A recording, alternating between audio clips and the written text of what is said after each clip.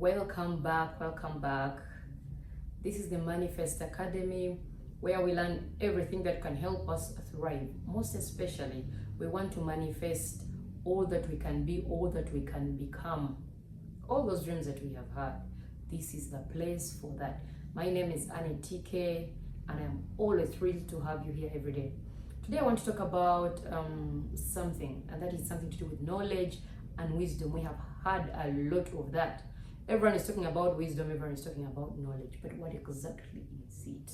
Of late these days I have been reading the book of Proverbs. You know, we have all wisdom there, like all wisdom. You can wonder if this guy was even spiritual, because he talks about real things, like do not be surety for your friend, because they will arrest you until you pay the last coin. Such things. Don't be surety. Don't be surety. So such things. But then I was thinking about it, and then I said, maybe at the Manifest Academy this is something very important, so I feel we should talk about it just a bit. Well, most especially we're basing from Proverbs chapter 19 verses 27, which says, "Cease listening to instruction, my son, and you will stray from the word of knowledge." Now, knowledge is in the instruction. Sometimes you wouldn't know. I went deep and then I found out. I want to say, okay, what is knowledge? What is knowledge? Now, knowledge is an awareness or understanding of someone or something. It's something that helps you. It's an awareness. You know what is happening on. You understand. You can relate. That is knowledge. That is knowledge. Because you do not know if you do not know. Knowledge, that's where the word comes from. So you get what I mean. So you may wonder, how do we even acquire knowledge? So we can acquire knowledge through different ways, but amongst them, they through experience. Now, experience, that is direct participation, where you are the one who is the owner of the movie, you're the film star. Then they through education, that is formal and informal learning. So it can be through just formal learning or training, which can be informal, like we used to do in the ATS. That is through education. Then there's also through reasoning. Reasoning, that is problem solving. We have a lot of problems and challenges that we face generally. So every time you solve a problem, there is something you learn. There is something you learn, and that is also knowledge. Then there is also perception. Perception comes from observation or just paying attention. Because certain things you can just look at them and you say, here. You may not have experienced it, but from the way you have been seeing it, when you think about it, you see the algorithm. That is math. When you see the patterns of how the thing has been moving, this is usually how it ends about, you know, like the way the Bible says, the wages of sin is death. Meaning this person observed, and so at the end of the day, it is death. So that is also a form of knowledge, perception. Then there is also communication. That is, communication is through sharing, like we are talking, we're discussing with one another. Maybe someone will tell you their experience, but from them telling you their experience, you are sharing. So while you are sharing there, you have acquired knowledge. And also social interactions. While we just interact normal day to day, there's a lot to learn from other people. So those are the ways you can actually acquire knowledge. But then I want to talk about wisdom. What is wisdom? Now, wisdom is the ability to discern and apply universal principles and values that foster personal growth, well-being, and the greater good. Now, if you think about it, wisdom is an application. Like you apply, it's something you apply. It's not like knowledge. Knowledge is something you acquire. Now, wisdom is the application of knowledge. Yes. If I say that, I am right. That wisdom is the application of knowledge. So, how will you be wise and then you don't even have any knowledge? It is not possible. You cannot be wise without knowledge. Now, if you come to think about it, the wisest man on the face of the earth, as far as we know, as far as I am concerned, and you, I suppose, that is King Solomon. King Solomon, from the way you see, even when he's talking about it in his book of Ecclesiastes or even Proverbs, because while he's teaching, you realize he's telling you, I was young and now I am old, yet I have never seen a righteous child begging for bread. That was through observation. The person observed. So that is perception. That is his perception, because he has observed, he has paid attention. He was young, now he's old. That was over time. He observed that the righteous child does not beg bread. If you also look at it of like everything is vanity, he says everything is vanity because the guy has lived, he has been a king. His streets of Amanya have gold. He's slaughtering 1,000 bulls for people to eat in his kingdom. I don't know how many you're slaughtering in your small room. So this guy has seen things. He has touched money. He has seen all those things. He even tells you in his Proverbs that a poor person has no friends, and yet a rich man has all of them as friends. That even a poor person is hated by his brothers. How much more the friends? So you get.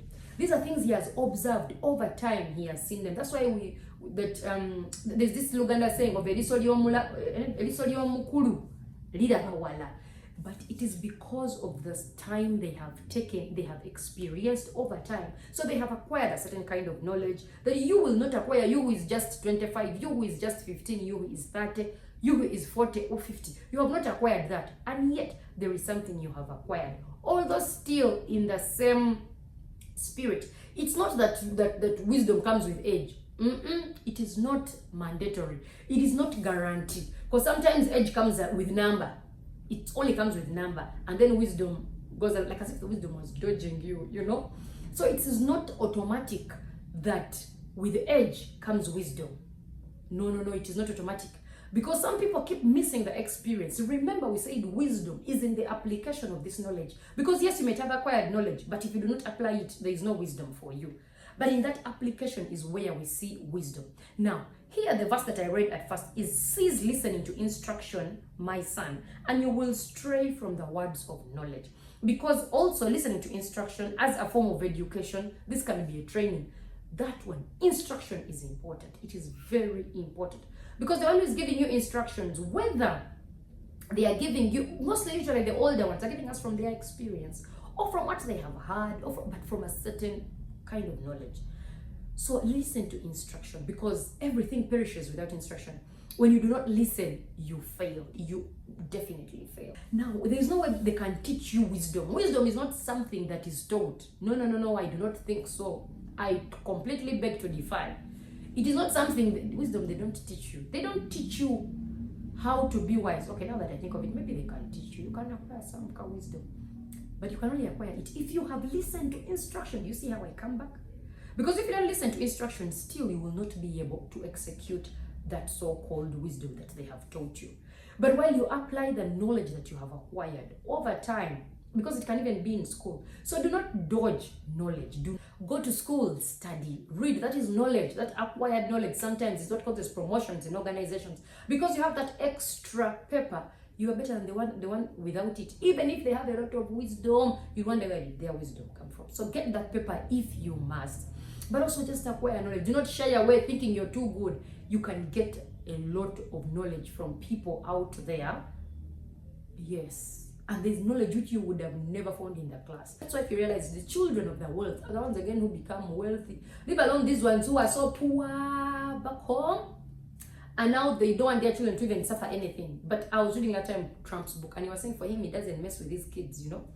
For him, they have to work because that is how he made it. So he doesn't just put everything for them on the silver platter. Of course, yes, you will help. And generational wealth comes from a certain kind of discipline which has been followed by instruction and is backed at. We are still talking about knowledge. Get knowledge, get wisdom. Read a book. Yes, read a book. Someone has made it, ask them. There's something they can tell you. Someone is performing well at their workplace, ask them, talk to them. How do I do this? You're not an island. You're not. So ask. People will definitely share with you. Ask. Be respectful when you ask. You don't just ask because you feel you're entitled. They're already on the wisdom scale. You are on negative. The writer of Proverbs, who is King Solomon, he emphasizes very much about how wisdom is pruned. It is better than even the choicest silver, the finest gold, he says. So he says, get wisdom, get understanding. You get. So he says it's the most important possession that someone can have. So wisdom is not something that you cannot fail with wisdom, because you will even know, because it's the application. So you are living wise. You're a wise person. The way you respond to people, the way you handle people, that is all in wisdom. We handle them differently because we have different levels of knowledge, or we have different knowledge. Yes, we have different information in regard with different things. But what if you had all? So why would Solomon be the wisest man? Yes, wisdom comes from God. He teaches you how to apply it. But even when he's teaching, he needs to find some knowledge to apply. You get what I mean? He asked Moses, what do you have? Moses says that all I have is just a stick. Now you, what do you have? It should be knowledge, so he can give you wisdom. And also, the fear of God indeed is the beginning of wisdom. For those who do not fear God, wonder that God is not there. Woe and shame on you, because you have already failed on the knowledge scale. But once you accept that there is something that is supreme, bigger than you, that through whom the universe and all things are created. Because how did we come? Big Bang? You're still on that? I don't know. But yeah, the fear of the Lord is the beginning of wisdom. But you're not going to just fear the Lord because I have said fear the Lord. No. You only fear the Lord if you have understood the Lord. Yes, I'm not saying I've understood him, I have finished him. Can you finish him? Also, the writer, the King David says, his ways are too lofty for me. Like they are far supreme, like I cannot understand them. The Muganda, here he says, that is how lofty they are. When you think it is this, it is that. But once you understand, and because of that you have dwelled deep in it, then you will fear the Lord. Fearing him with the heart of honor and awe. That is the kind of fear we are talking about. So yes, still get wisdom, get understanding. We are talking about wisdom. Thank you for tuning in, and I want you to subscribe. It is wise that you subscribe, because there is knowledge that I am releasing in this space. So apply it, and that is wisdom when you subscribe. Have a lovely, lovely day. Bye.